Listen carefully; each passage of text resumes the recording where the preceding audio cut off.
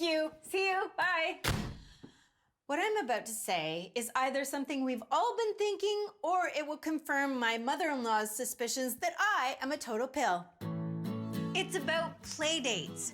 Research shows that providing children with uninterrupted peer play is important for their development. But there's a critical piece we should re-examine. Ow! The pickup. After I've hosted your kid and my kid for an entire day, I am but a shell of the person who greeted you at the doorway hours before. Basically, I'm done. I've packed their things, their boots are on, and from what I know, there is no study supporting the need for coffees and recaps. So take this child away. What is there to know? Everyone is still standing, and isn't that the ultimate goal of these things? I don't kill your kid, and you don't kill mine. So let's agree that when the play date is over, it's over for everyone. It's nothing personal. In fact, it's a gift. And if that gift were to come with a card, it would read something like this. Okay, bye, Shelley. Let's do this again real soon. Go!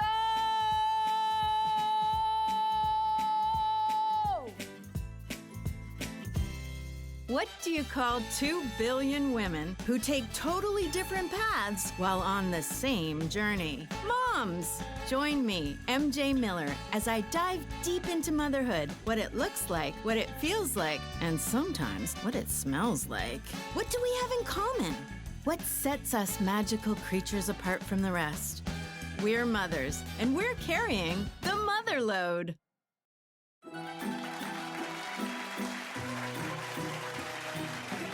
One thing that really bugs me as a mom is my kids forget that I am an actual person. Like an actual person with a personality and likes and dislikes and friends. Okay, maybe not friends. I have a confession. I don't like my kids' friends' mothers. I'm sorry, I just don't like them. I mean, is that a crime? I mean, do we have to hang out all the time? Okay, yeah, I get it.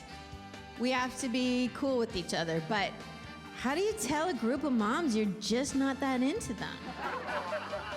But that's a problem for me because my authentic self is really fake. Oh my God, it is so nice to meet you. See?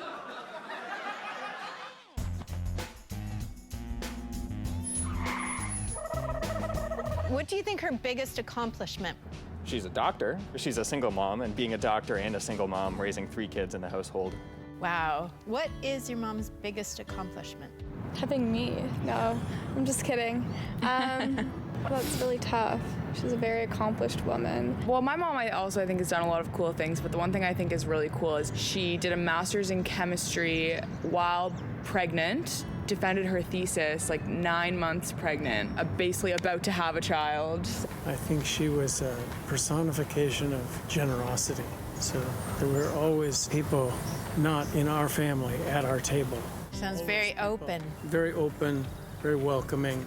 I think she would probably say like raising 3 children and getting through that. Living through it, living to tell. Okay, now I get it. Your moms were all really special and wonderful, but like, give me the tea. The tea? Yeah. The tea? Yeah. Oh, she was nuts. What was her proudest moment? I would say probably becoming a mom, but I mean, I'm a little bit biased too, because I mean, she's got 3 of us and we're perfect. Like, She was mad, man. She was nuts. And his mom would, she went on roller coasters when she was 75. The things that would come out of her mouth were just like, would shock. I go, Mom, you can't say that anymore. Like, you can't use that anymore. That language is not permissible. Keeping your mother up to date. It's no longer socially acceptable to say that. Mm-hmm. I'm definitely her favorite. Yeah. Yeah, well, the middle child, I demand the most attention. Absolutely. Yeah, middles rule. Youngest drool.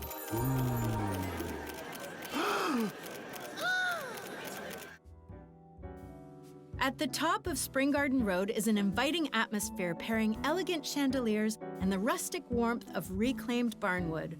All who enter do so with one purpose, to leave transformed. So what is this magical place? It's AQC Salon.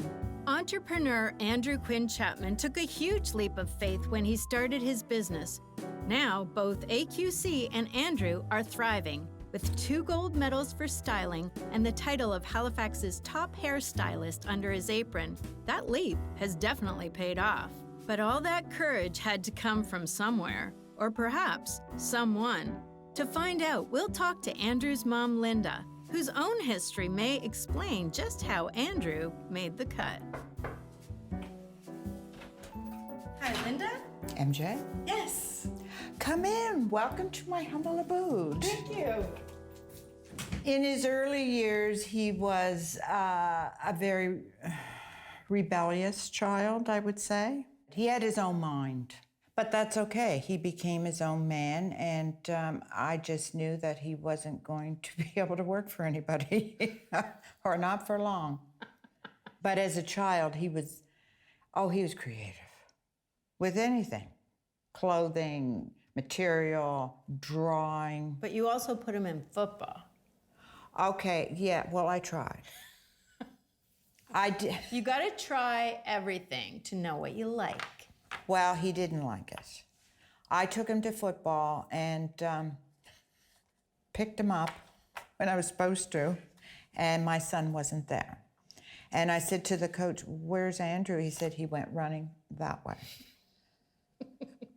And I went home, and there he was. He said, "Don't ever do that to me again." One day I went to the school, and there was Andrew leading kids. They were acting silly, and he had them all just marching, and they were going around the classroom, and I'm like, he is a born leader. He went to work part-time at a salon to make money. He liked money, so he had to get work. But he really didn't have a clear path. So, "Andrew, what are you gonna do next?" And he said, "I'm going to hair school." And I wanted him to take his future seriously. Like, you gotta take it seriously. Don't wing it. Goodness, I remember the day I got the phone call. I was at work. Andrew called. He said, "Mom, I'm leaving here in 2 weeks. I'm starting my own business." "You're doing what?" "You just got out of hair school 2 years ago." "Well, where are you gonna open up? How are we gonna do this?" He had an opportunity for a space downtown Halifax through somebody he knew, and he was going to take it. I gasped, because as you get older, you don't take the gamble as much as you do when you're young. Mm-hmm. But I said, "You know what, Andrew? Good for you. I mean, if you're young, if it doesn't work out, that's okay. You've learned a lot." This is you guys, In 2016, when the Andrew 3 of you, got the best of Halifax. mom, daughter, and son. Oh, we were so proud.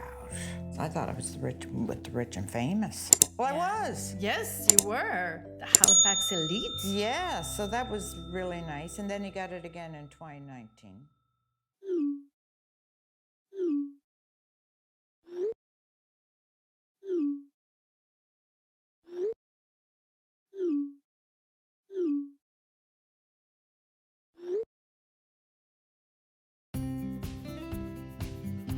Did my community expand when I became a mom? I'd say in certain ways it definitely expanded. You get to go to like mom groups and play dates and all that stuff, but you definitely also lose friends that don't want kids, don't have kids, aren't interested in play dates and changing diapers. So yeah, it definitely is a change. Exact same answer. My existing friends kind of dwindled because nobody was really having babies around me, and then I just all of a sudden this whole other world of moms and opened up for me. So a bit of both. Yeah, my community shrank for sure when I became a mom. I was a mom younger, so people tend to avoid the whole parenting situation. Did my community expand? Oh, heck no, it got smaller. I couldn't really go anywhere because I had a baby to carry around with me.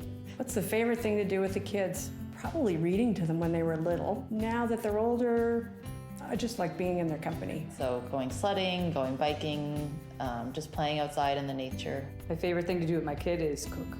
Oh, I love it when they take me out for supper because they like to eat in good restaurants. It's probably crafts. We really get crafty, and if we're not doing that, we're cooking or eating. So. We live out in the country. My husband and I have this little thing that we love to do on the weekends where we put a little bit of alcohol in a thermos, pack up the kids in the sled, and go walking in the forest or along our street.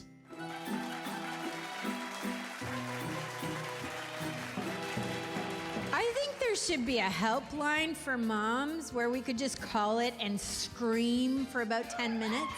Or better yet, the helpline could call us and we could pretend to take a call and just sit in silence. As a mom, I can tell you, kids grow up fast. So before I sent my daughter away, we had to have a sex talk.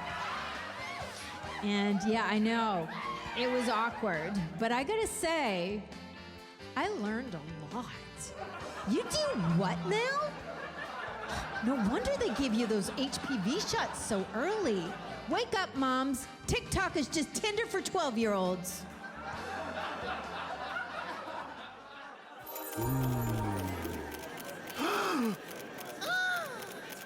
I am Linda Chapman, the mother of Andrew Quinn Chapman, and I'm very proud of him. I wanted to be a teacher, which my kids find funny. I wanted to be a school teacher. So much so that there was a chalkboard at my grandparents' farm, and I sat my two brothers down. I was the teacher, and they were the students. And I had my pointer, because we had pointers back then. Yeah, I wanted to be a teacher. Then I wanted to go work in an office. So I'd set the upstairs at my parents' house into an office. I had the phone, I had my desk, and when the phone rang at home, I'd answer it like I was working in an office. So little did I know I was going to be working in an office for 40 years. I went to work at the Royal Bank at 18. We moved to Montreal when I was 17, which was horrible. I was one of the youngest bankers. And I learned a lot at the bank because I hung out with people that were a little bit older than myself. And so I got a lot of experience that way. And I learned to drink because bankers drink. I'm sorry, but they did. It was a different time back then. Oh yeah, I love to have fun. Yeah. Yeah. You kind of grow out of it as you get older. No, I don't. Fun is good. But you gotta have fun. Yes. I think I was a people person. I had a lot of friends. And so when you have friends, you go to parties, right? When I worked at the bank, not many people had children. There weren't many staff members. They had families. They had families later in life. Nobody cared if you had children.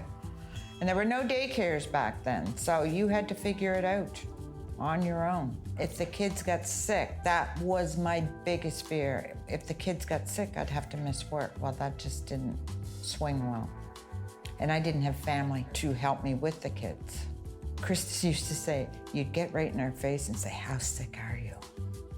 Isn't that awful? So, no, later in life, some of the people I worked with started having children. And then it was all about children. Then the banks opened up daycares down at the bank. You know, it was like, I thought, where were you when I needed you? It was a path, it was a career. Yeah. And that's where I stayed for 22 years. 22 years. Yeah. And they were good to you. They were very good to me. Yeah. And I mean, that must have been huge, like trying to raise two kids, but having that financial... It gave me a lot of independence. Like I felt as long as I had my job and I could take care of those kids, I wouldn't take anything off anybody because you have got to get strong when you're a single mom. Yeah. And I didn't know I was that strong. Yeah, you find out. You find out you're pretty strong because you got to protect your babies. And I just wouldn't take anything off anybody. I was serious. I did my job. I ran into a lot of people that already had me labeled as a single mother. Back in those days, it was different. Part of my job had been stopped. They had moved it somewhere else. I don't remember the details. So I kind of was out of the bank for maybe a couple months after a lot of years. But quite quickly, they offered me a contract job. And I said, I'm moving. And I made the decision pretty quick. I think I just got up one day and said, I need to have more family around me. I need to go home. And that's what I did at almost 40. Left my job and came back here, which I bawled going all the way down 401 because I thought, what am I doing? But, you know, the first year was not fun. I kept going back to Toronto to visit because I had, you know, I'd been there a long time. I missed my friends, and to come back to Halifax after being gone 24 years, it was shocking. And I don't think I realized how shocking it was going to be. But once I decided this is home, it became home. I think it's all in your mind, you know? A lot of stuff is. It was easy to tell myself I wasn't happy. It was easy to tell myself, oh, I have no friends, I got to start all over again, I have no job. That was a big concern. I had fear raising the kids, but I couldn't show it. I learned quick I had to be strong, or people would walk all over you. And I wasn't going to let that happen. Because your kids are watching you.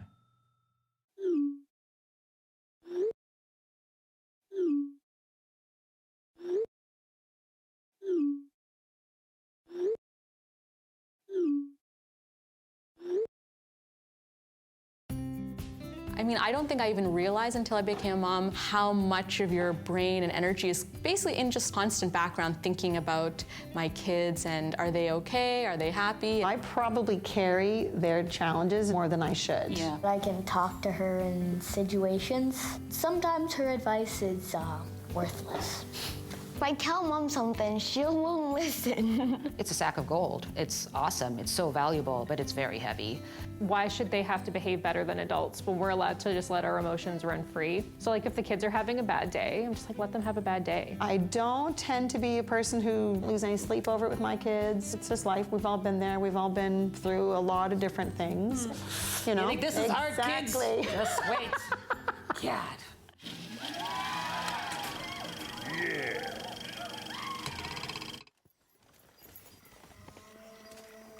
An expectant mother, once a lithe and #blessed creature, now lumbering from trimester to trimester with a momentous surge of hormones, hemorrhoids, and anger. She is returning from a successful hunting spree, but these antagonizing last steps serve a cruel reminder of her widening gait and radiating sciatica. Oh dear, not this again. This desperate disposal of forage proves to be costly. Under regular circumstances, she would bottle these emotions up with Olympic fortitude. But screw that.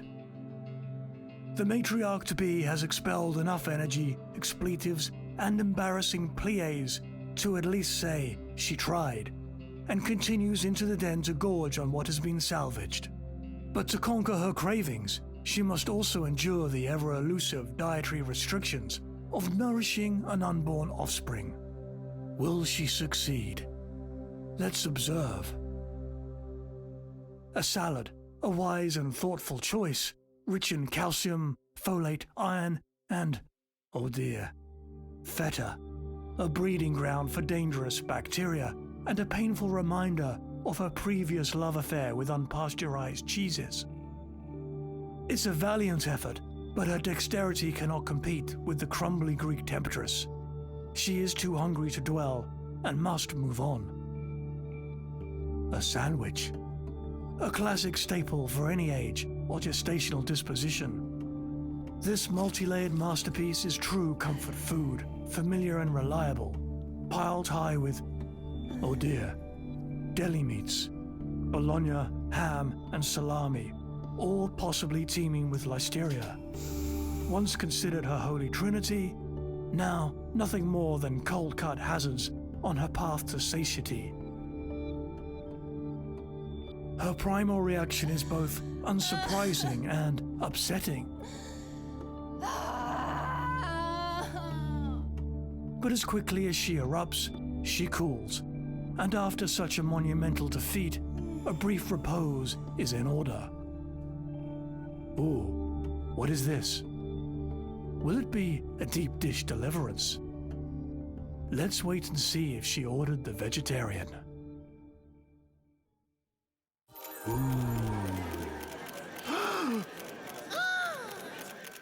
So what are we doing? Well, what would you like to do? Should we give it a little toss? Okay. Excuse me, I'm going to have a little glass of wine. Is that a technical term? I'm having a little glass of wine. You don't mind, do you? You're gonna drink while you're cutting my hair? You'll be all right. That's why you say to my kids, you'll be all right.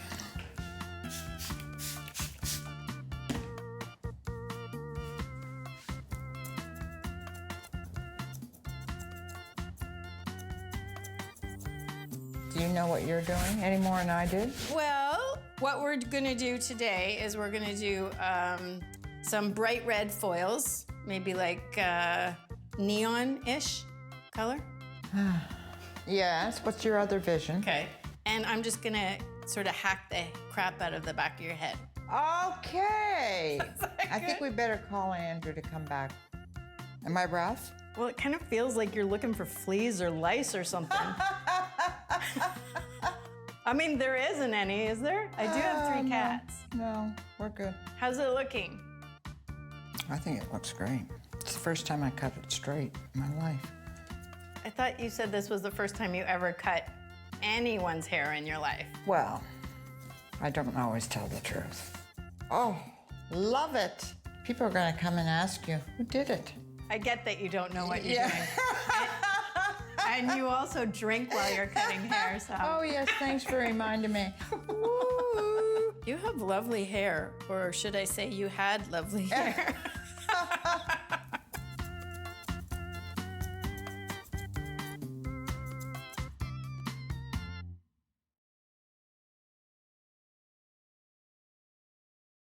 I think we're really good at this. I think we're amazing. You look beautiful. You do too. To beautiful you. To beautiful you.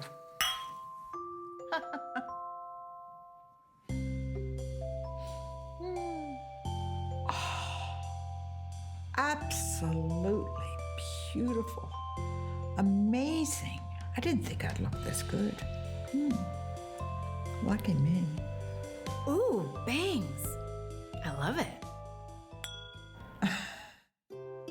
What I learned from Linda is that a mother's strength always surfaces when it's needed most, and that not all skills run in the family.